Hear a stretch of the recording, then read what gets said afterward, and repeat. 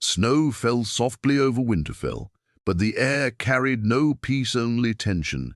Ned Stark stood near the ancient weirwood tree, his breath fogging in the cold morning air. Ravens had flown in at dawn. War had come, again, but this time things would be different. This time, Ned Stark had made a choice he once thought unthinkable. He would not bend, he would not forgive, he would not show mercy.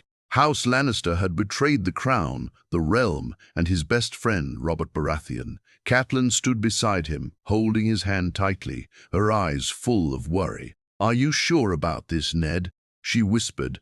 He looked ahead, past the Godswood trees, as if seeing through time. "They murdered Jon Arryn. They plotted behind Robert's back, and now they have taken everything from me.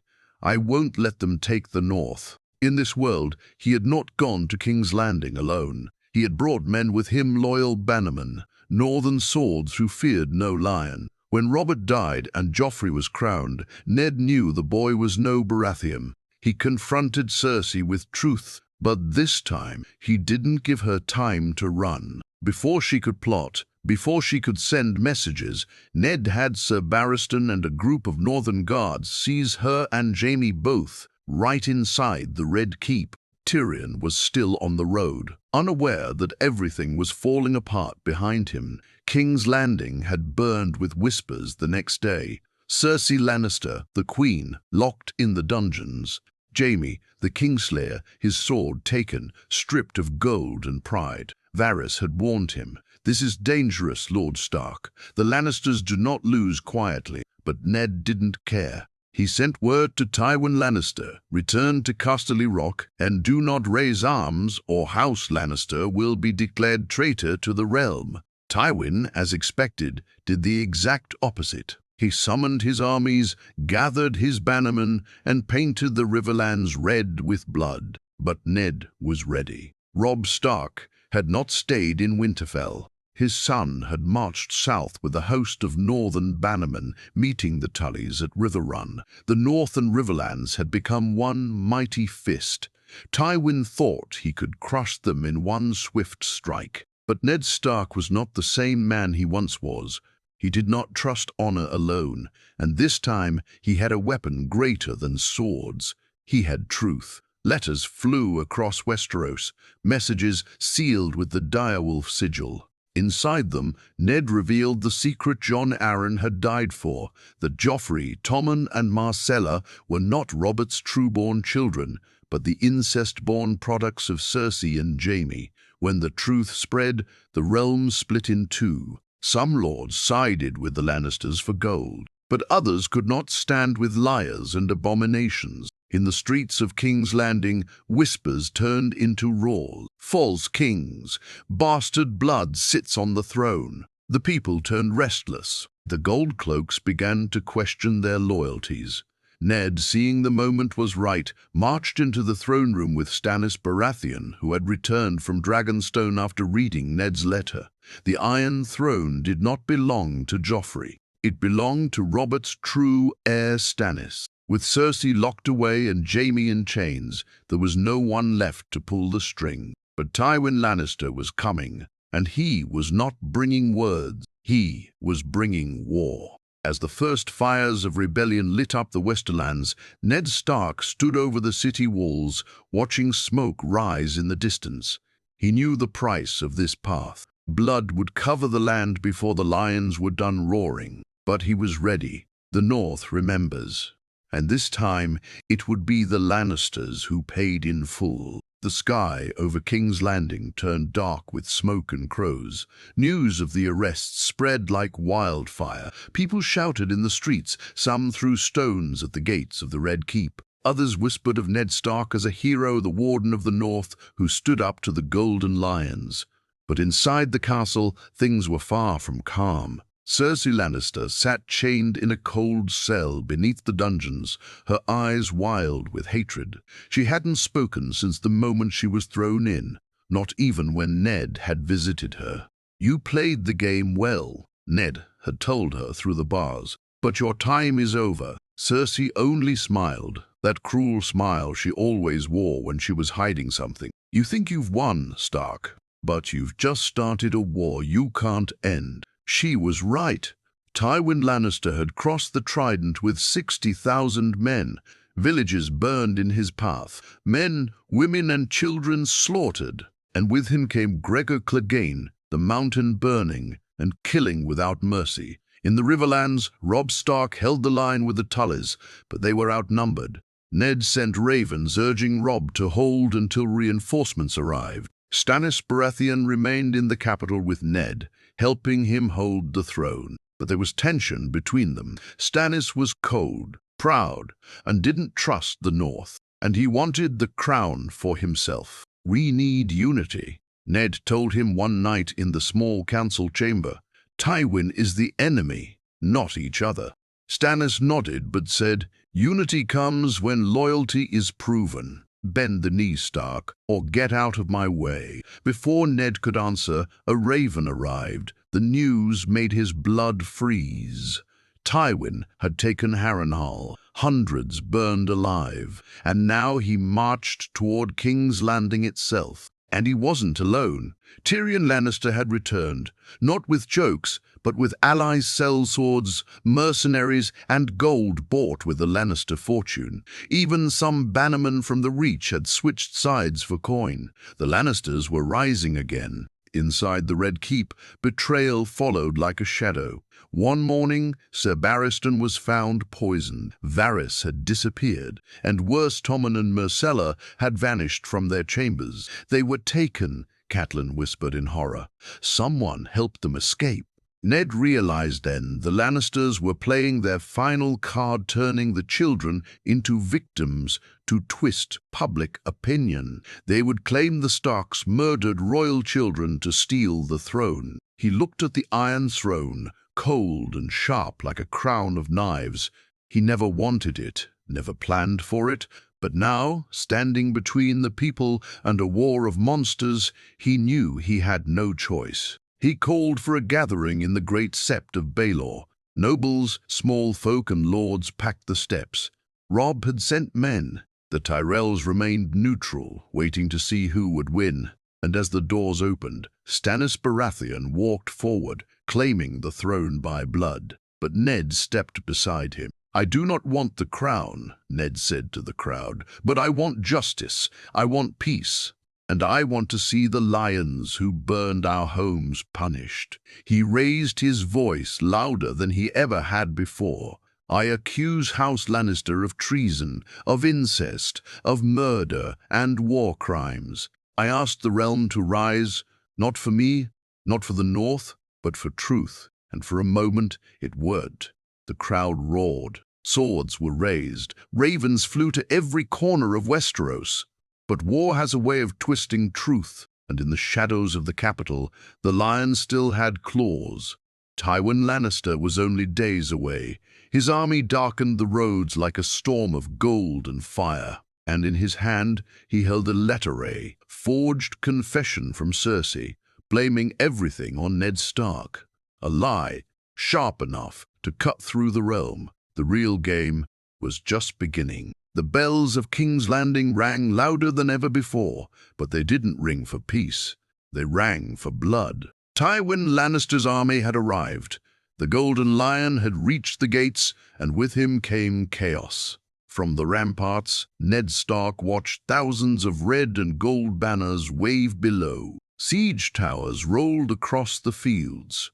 The river gate had already been taken in the early dawn hours by traitors from inside the city, men bought with Lannister gold. "Their claws are already inside the walls," Ned muttered.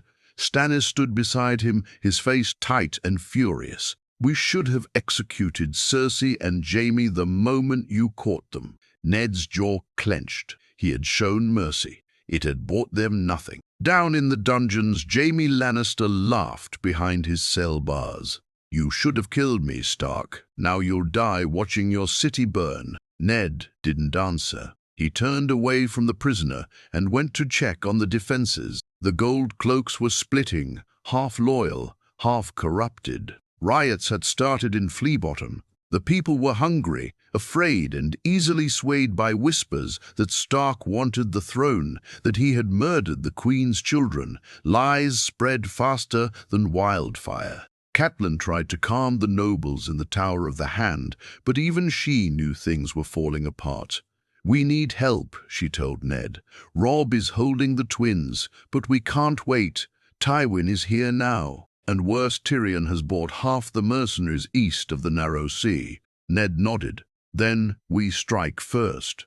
That night, under the cover of darkness, a secret plan was set in motion. Arya slipped through the sewers with a handful of trained spies, leading them toward the gates the Lannisters planned to use. Sansa, kept in the castle for safety, had begun hearing things from the handmaiden servants, loyal to the Queen, who were now feeding information to Lannister spies. Even the Red Keep had become a battlefield of secrets. Then came the fire. At sunrise, wildfire barrels exploded along the southern wall. Green flames soared into the sky, taking stone and men with them. Tywin had found old stores beneath the city leftovers from the Mad King's reign and used them without hesitation. Hundreds died in seconds. Ash and screams filled the air. And yet, despite the destruction, Tywin didn't enter the city. Not yet. He wanted the people to beg him in. He wanted to be seen as the savior from the northern usurper, but his plans began to unravel. Robb Stark had marched faster than expected. With the Blackfish and Greatjon Umber at his side, he'd cut through the Lannister rear near the Gold Road. For the first time, Tywin looked over his shoulder and saw fire behind him. The wolf was closing in. Inside King's Landing, Ned made his move. He gathered the last loyal soldiers, barricaded the inner city, and sent Arya to open the tunnels for Robb's scouts. All the while, ravens flew from the rookery. Every hour calls for aid, for alliance, for truth to rise above gold. Then, from the sea, sails appeared. But they weren't enemies. They were ships from Dragonstone. Stannis' younger brother, Renly Baratheon, had come too late to claim the crown, but just in time to tip the scales. He brought with him soldiers from the Stormlands. And with his arrival came the one thing Tywin didn't expect: division among his allies. The Reach Lords, always wary of the Lannisters, began to pull back. Gold could not buy loyalty when defeat seemed possible. For the first time, Tywin hesitated, and in war, hesitation is death. Ned saw his chance. He ordered a full strike.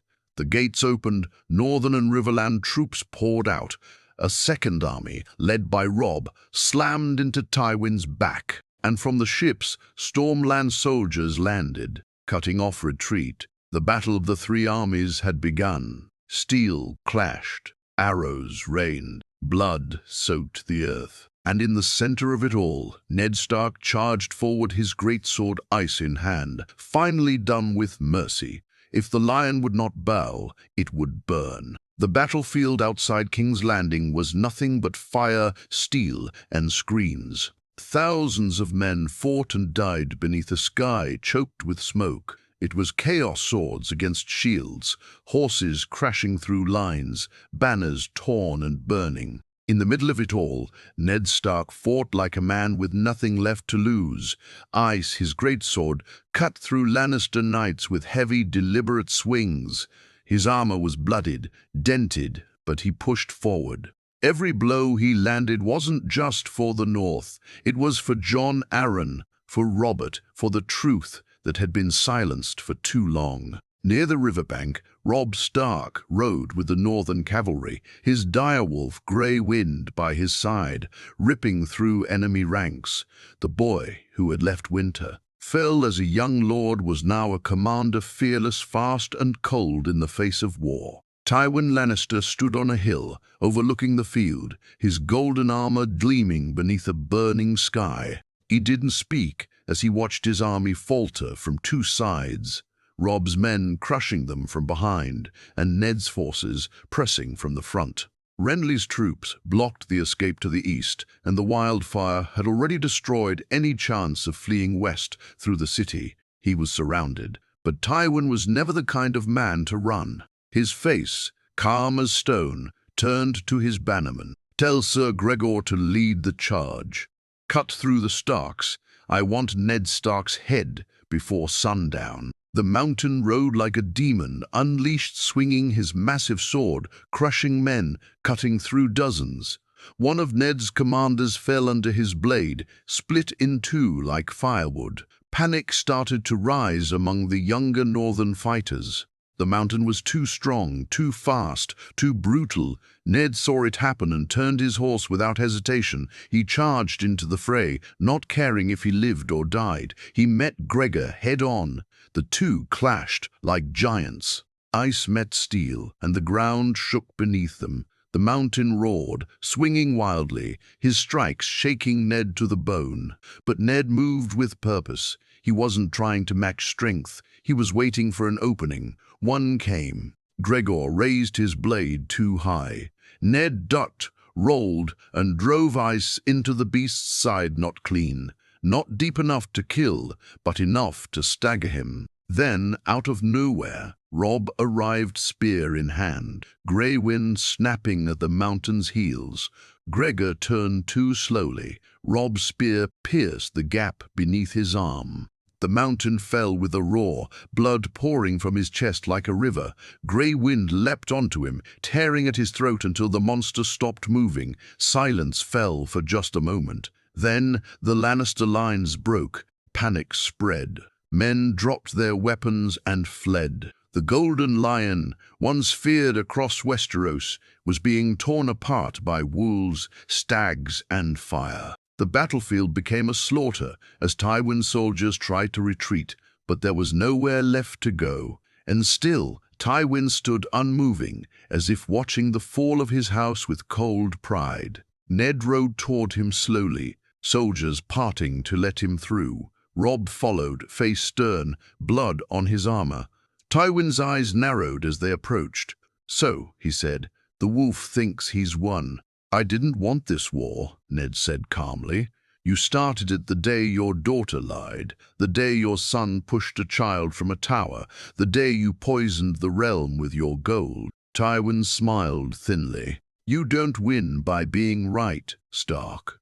You win by surviving." Then he drew his dagger and lunged, but Ned was faster. With one clean swing, he brought ice down, and Tywin Lannister fell to his knees, head rolling into the mud beside him. A gasp rippled through the field.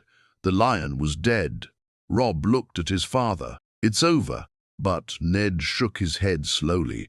"No. Now the real danger begins." Because far to the east, word had already reached another Queen One with dragons in her blood and vengeance in her heart. King's Landing stank of ash, rot, and fear. The war was over, but peace had not arrived. Victory had left scars too deep to heal quickly. The streets were littered with broken wagons, burnt shops, and the shattered bones of the Lannister legacy. Inside the Red Keep, Ned Stark stood over the Iron Throne. He didn't sit on it. He never would. But it loomed there, cold and sharp, as if daring him to try.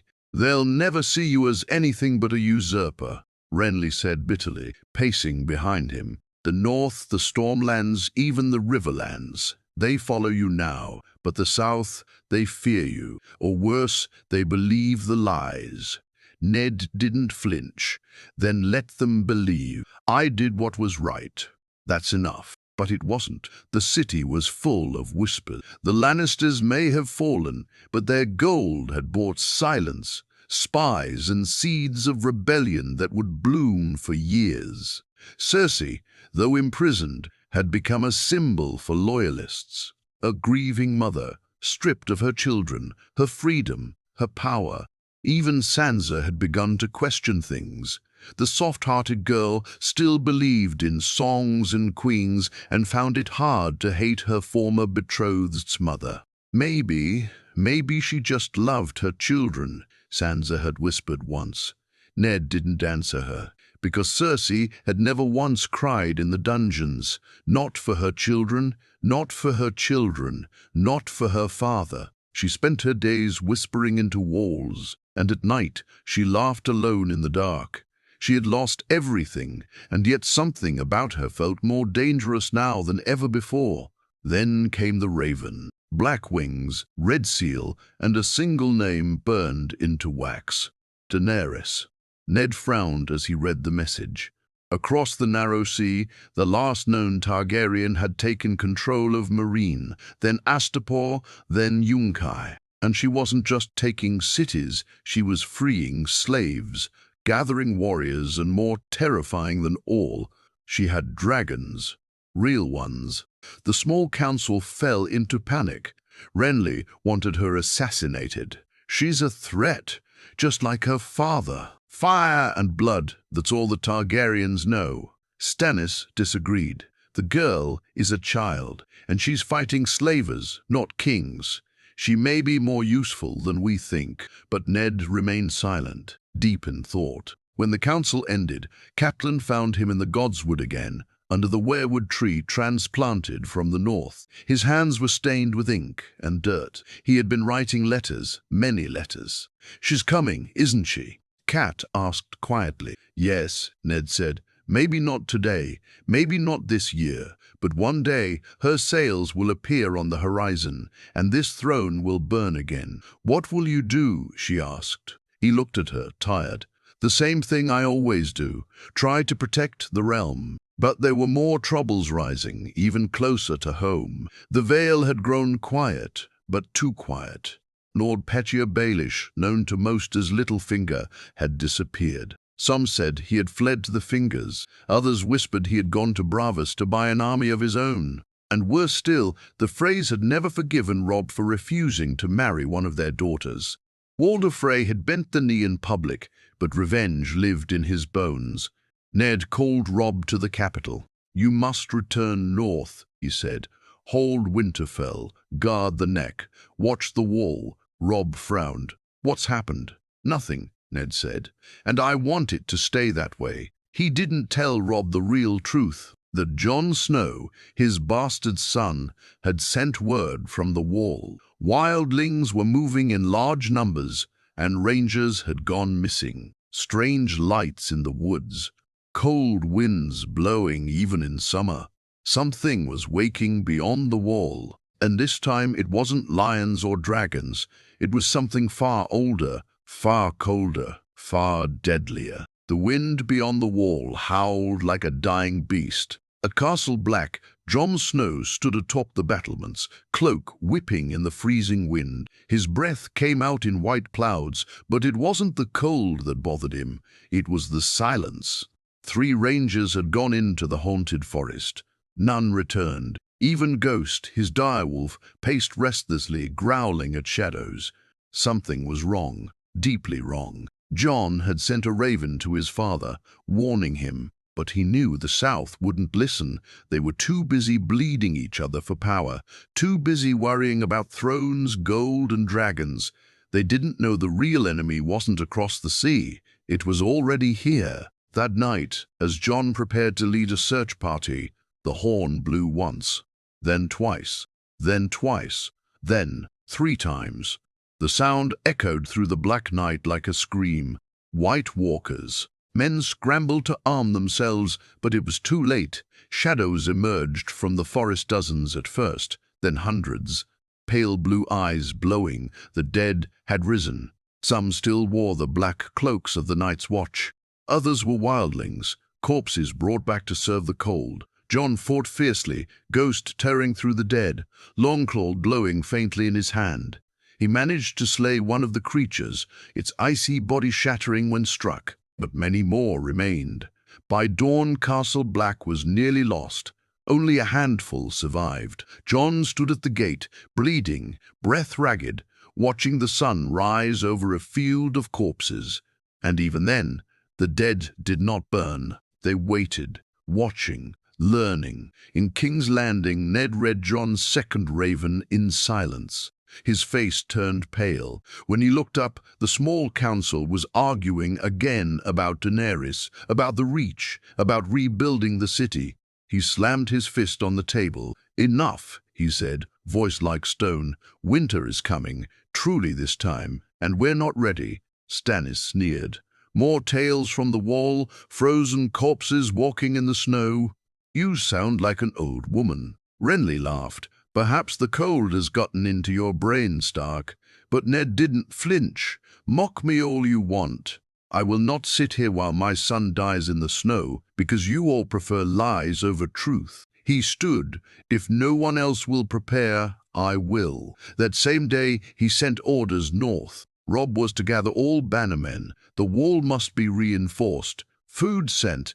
Blacksmiths put to work. The night's watch was to be doubled, even if he had to send his own men. Catelyn watched him with the fear she hadn't felt since the war began. "You think this enemy? It's worse than the Lannisters." Ned looked out the window to where dark clouds were forming on the horizon. "They want power," he said. "But this wants the world to die." Then came a final blow.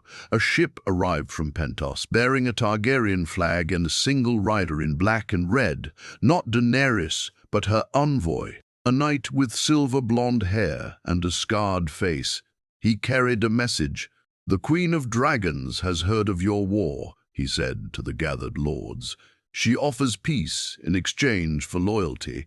Stannis exploded with rage. "I am the true king. She dares send a dog to bark at us?"